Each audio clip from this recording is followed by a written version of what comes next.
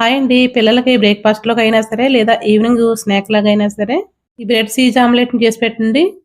పిల్లలు బాగా ఇష్టంగా తినేస్తారు.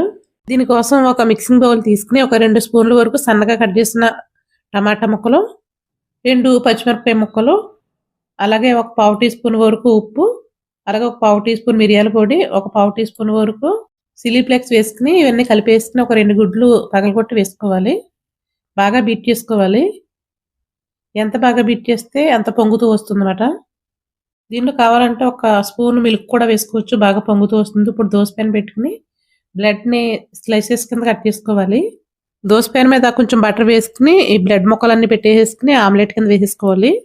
కొంచెం సగం కాలిన తర్వాత రెండో వైపు కూడా టర్న్ చేసుకొని ఇప్పుడు రెండో వైపు స్లైసెస్ కింద కట్ చేసుకున్న ఉల్లిపాయ ముక్కలు, టమాటా ముక్కలను పెట్టుకొని దానిపైన చీజ్‌ని తురుముకోవాలి. చీజ్ తురిమేసేసి మూత పెట్టుకున్నట్లయితే గనక కరిగిపోతుంది చీజ్ అనేది. 2 నిమిషాలు వేడెక్కేసరికి చీజ్ అంతా మెల్ట్ అవుతుంది. అంతేనండి. Please like and subscribe.